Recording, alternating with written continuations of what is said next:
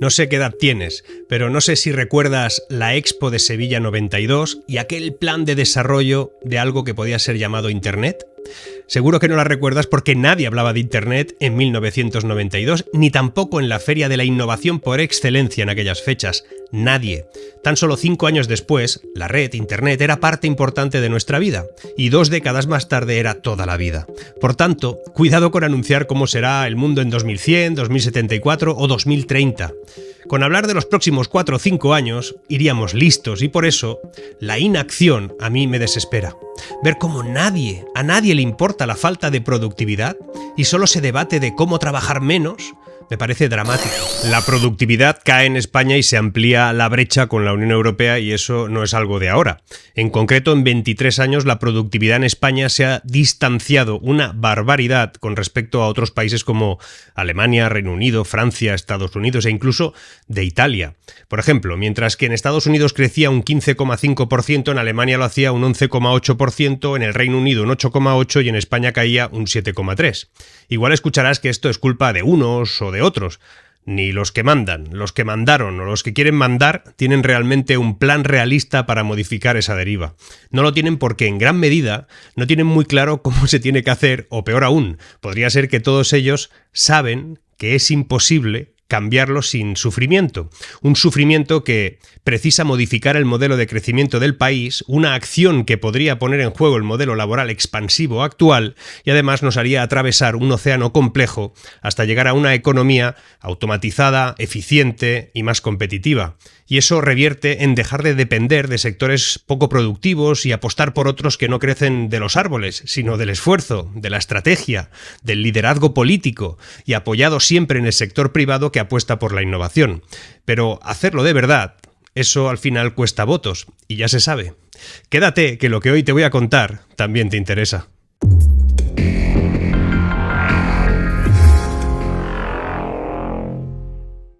La productividad cae en España y se amplía la brecha con la Unión Europea, como te decía, y lo grave es que este tema nadie lo está atendiendo con la atención que se merece, especialmente porque el descenso de la productividad pues ha frenado también el crecimiento del Producto Interior Bruto por habitante, y ampliar la brecha con otros países de la Unión Europea pues ha sido lo lógico.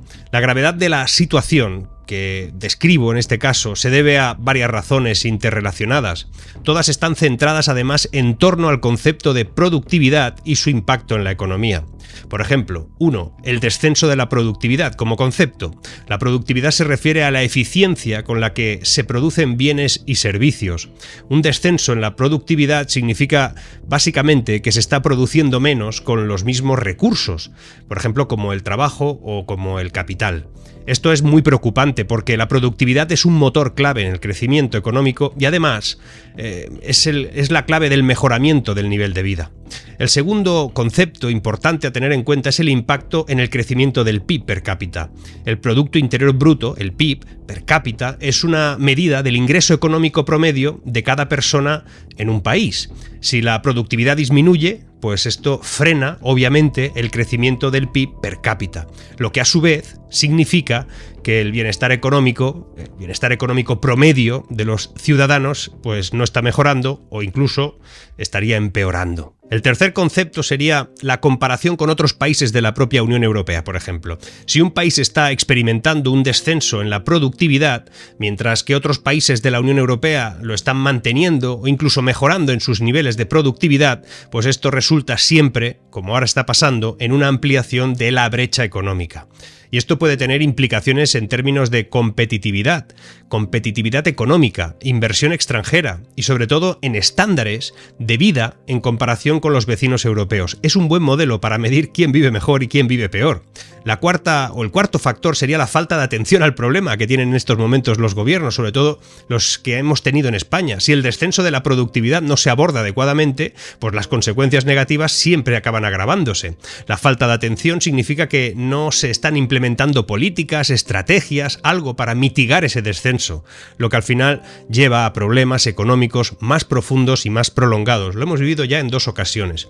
La gravedad de esta situación radica en su potencial para afectar negativamente a todo el crecimiento económico y sobre todo al nivel de vida de los ciudadanos y también, ¿por qué no?, a la posición económica del país en el contexto, en nuestro caso europeo o global.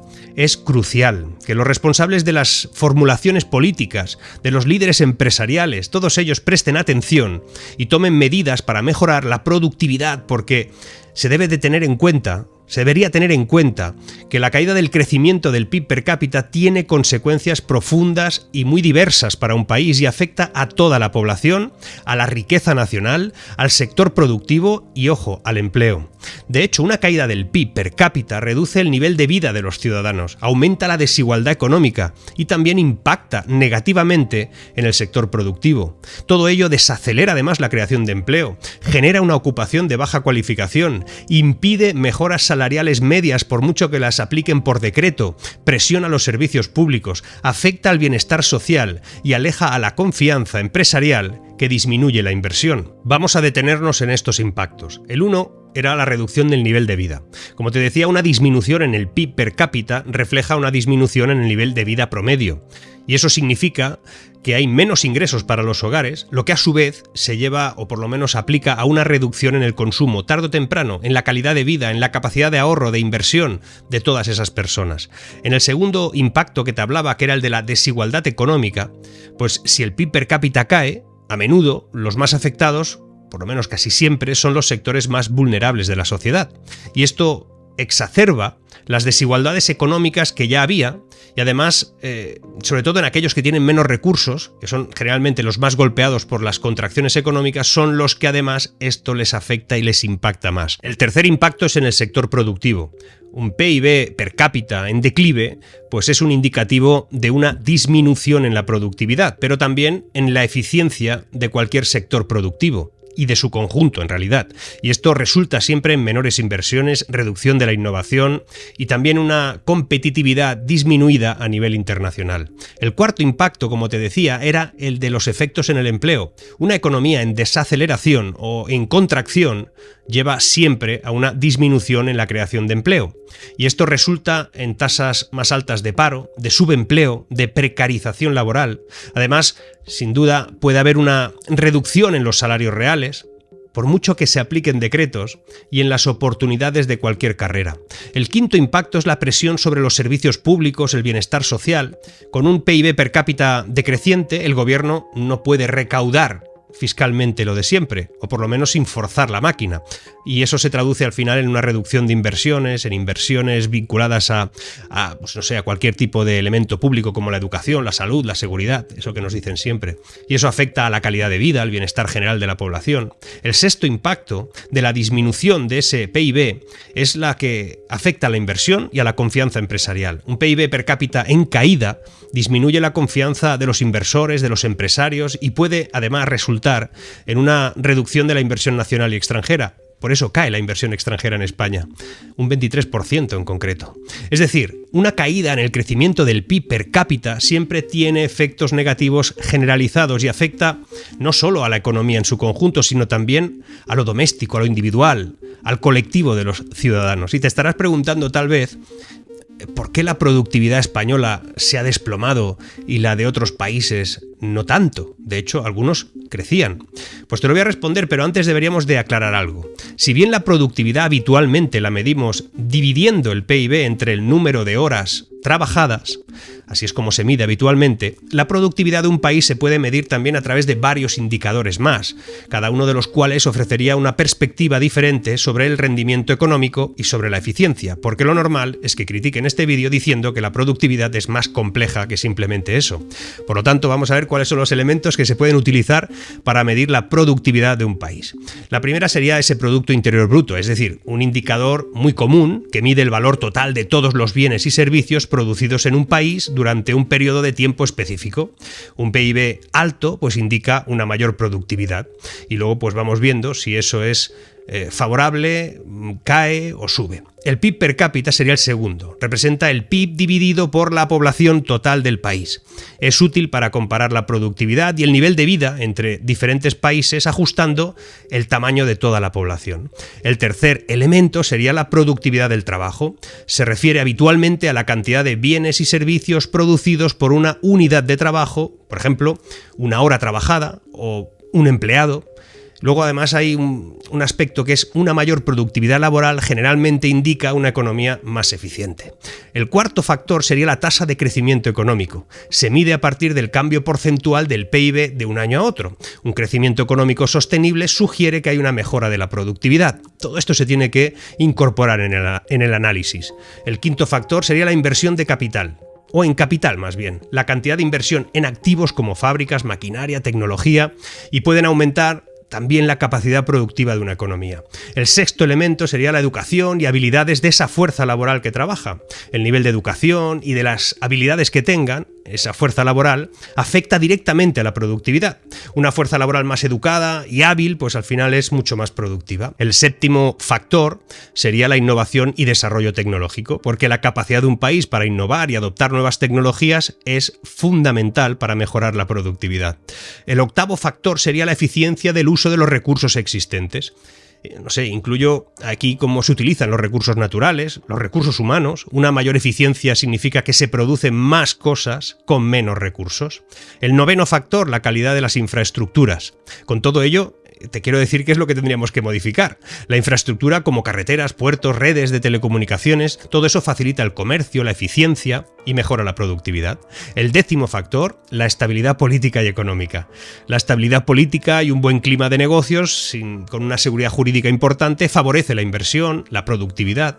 Es decir, todos estos elementos se complementan entre sí para proporcionar una visión integral de la productividad de un país, y por eso es importante considerar varios de estos indicadores en su conjunto, ya que cada uno ofrece una perspectiva diferente y influye, de alguna manera, al resto de factores.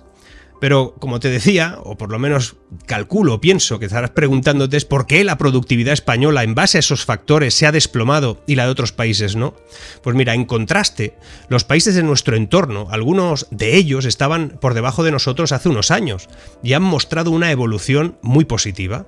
Esto es algo que se deriva de los esfuerzos de esas economías en equilibrar y diversificar la dependencia de sectores menos productivos en una estructura de crecimiento. Pues bien, por ejemplo, mientras España incrementaba su dependencia del turismo, no hemos hecho más que aumentar esa dependencia, o del sector servicios, economías como la estonia, la irlandesa, la checa, estimulaban su industria y sus sectores tecnológicos.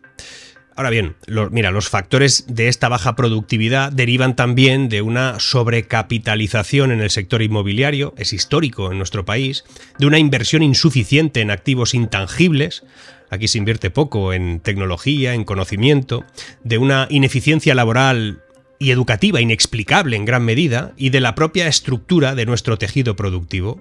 Y para los que dicen que no doy ideas de cómo solucionar las cosas, te diré que para revertir esta situación, que no hace más que empeorar, pues yo creo que se deberían de redirigir algunas cosas, como las inversiones en el sector inmobiliario hacia sectores más productivos, aumentar la inversión en I+D, rebajas fiscales contundentes en ese sentido, modificar los catálogos educativos para que se fortalezca un modelo centrado en las habilidades que premian ahora mismo las empresas, que se actúe a favor de las empresas que luchan contra la subutilización de los trabajadores cualificados, que se dejen de derrochar los fondos europeos en manos de políticos sin capacidad para gestionarlos, incentivando también, ¿por qué no?, la fiscalidad cero para empresas tecnológicas de nueva creación, eliminando las tasas y las barreras al capital extranjero que quiere invertir en este país en la producción de conocimiento y no se les penalice cuando lo hagan, fomentando la innovación, amplificando las subvenciones para crear cosas y retirando los subsidios por no hacer nada.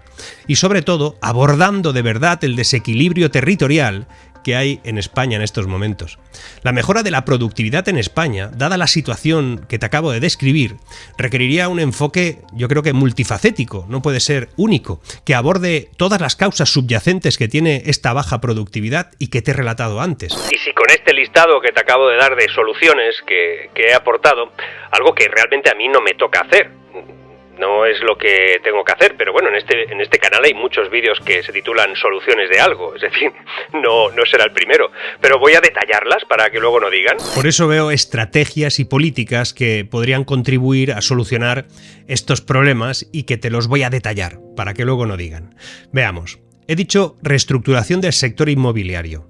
Es fundamental redirigir las inversiones desde el sector inmobiliario, que es donde se ha invertido mucho, hacia sectores más productivos. Esto incluiría fomentar la diversificación económica y promover sectores con mayor potencial de innovación y crecimiento sostenible. El sector inmobiliario lo que hace a veces es reducir la productividad. El segundo caso sería el aumento de inversión en activos intangibles que te decía. Pues España debe incrementar significativamente su inversión en I+D, tecnología, software y formación.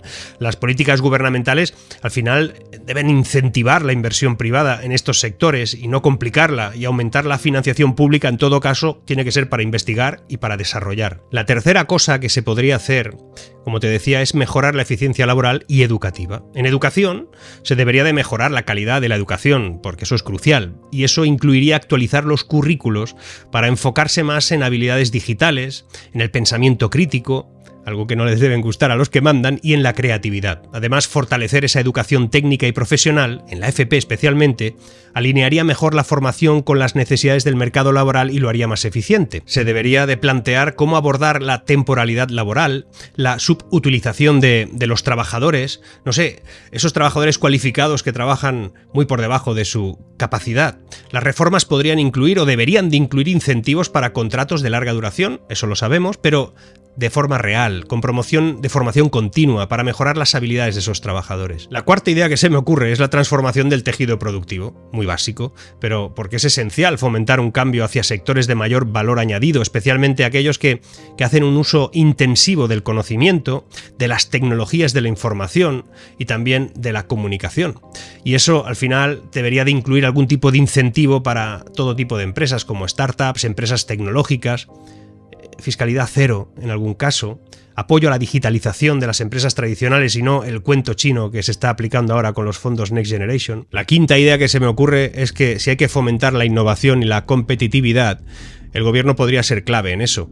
No creo mucho en que el Estado empuje, pero si tiene que estar, pues que lidere por lo menos la promoción de la innovación, con subvenciones, deducciones fiscales para la investigación y para el desarrollo, y que apoye fundamentalmente a universidades, formación profesional y empresas en esa unión. La sexta idea serían los incentivos para la inversión extranjera y también nacional. Atraer la inversión extranjera en sectores de alta tecnología y de investigación pues sería un impulso crucial para la economía, y no como ahora que está penalizado con algunas tasas por sacar el dinero de aquí cuando ya lo has ganado o lo has invertido. Además, se debería alentar la reinversión de los beneficios empresariales en actividades productivas desde el propio país. La séptima idea sería el desarrollo regional y equilibrado. Básicamente porque ahora mismo hay disparidades regionales en términos de desarrollo económico y eso ofrece oportunidades para mejorar la productividad en algún lugar. Eso incluiría también inversiones específicas en regiones menos desarrolladas para estimular su crecimiento económico, implementando, no sé, se me ocurre una coordinación significativa entre el sector privado, ¿por qué no también las universidades más locales en esos sitios, instituciones educativas de formación profesional? No lo sé. Todo eso, desde mi punto de vista, es importante porque esas políticas deberían adaptarse a las condiciones específicas que tiene España, que a veces uno parece que escucha que hablan de otro país. Ahora solo falta que alguien haga todo esto. No sé, tenemos un problema, un problema añadido que tiene que ver con el PIB nominal por hora trabajada, que de momento nos complicaría todas esas ideas. Este indicador mide cuánto valor se produce por cada hora de trabajo. Este índice permite sobre todo comparar la eficiencia laboral entre países. Pues bien, el PIB nominal por hora trabajada, revisada en el pasado septiembre, que es lo último que tenemos, en España era un 24% por debajo del valor medio de la eurozona y un 37% por debajo del valor alemán. Y es que es un aspecto clave para la productividad el tamaño de las empresas. En España el 35% de la ocupación está en manos de empresas de 50 empleados, de más de 50 empleados. En Alemania es el doble. La idea sería cómo lograr que las pymes se conviertan en grandes empresas y no como ahora que parece que solo se piensa en castigarlas, hasta la extenuación, con impuestos, con la soga verde, con más cotizaciones sociales. Porque algo debería de cambiar. Fíjate en este dato, en España se requieren 1.600 empresas de menos de 10 empleados para igualar el negocio de una sola empresa con más de 250 empleados. Y se sabe que para afrontar ese desafío, para modificar el modelo económico, se tiene que ir hacia las grandes empresas, que aportan el fluido necesario para el resto de compañías más pequeñas. El futuro requiere acción, porque el futuro es algo que no se espera, el futuro solo se puede conquistar. Y la idea es que tengamos claro que no hay territorio intocable ni empleo que se libre, y tampoco un escenario previsible. Y ojo, porque cuando hablamos de cómo va a ser el futuro, deberíamos de ir con bastante cuidado. No sé qué edad tienes, pero no sé si recuerdas la Expo de Sevilla 92 y aquel plan de desarrollo de algo que podía ser llamado Internet. Seguro que no la recuerdas porque nadie hablaba de Internet en 1992, ni tampoco en la Feria de la Innovación por excelencia en aquellas fechas. Nadie. Tan solo 5 años después, la red, Internet, era parte importante de nuestra vida, y 2 décadas más tarde era toda la vida. Por tanto, cuidado con anunciar cómo será el mundo en 2100, 2074 o 2030. Con hablar de los próximos 4 o 5 años, iríamos listos, y por eso, la inacción a mí me desespera. Ver cómo a nadie le importa la falta de productividad y solo se debate de cómo trabajar menos, me parece dramático. Solo con tecnología y cambiando la estructura económica, la que permita que se respeten los motores actuales como el turismo, la construcción, los servicios, pero que también apueste de manera definitiva por incorporar nuevos propulsores de tipo industrial y del conocimiento, pues solamente de esa manera podríamos mirar hacia ese futuro cercano con bastante optimismo. Mi consejo a empresas, directivos, empleados y clientes en general es tratar este asunto por partes. Primero, aceptando que todos nuestros empleos y actividades profesionales tienen los días contados.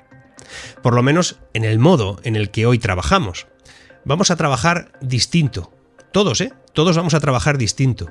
Por eso es imprescindible prepararse para ello. El progreso tecnológico ni es bueno ni es malo. Sencillamente es. No hay que enfrentarse a él. Hay que entenderlo. Y por eso hay que abrazar esa tecnología y ser más productivo.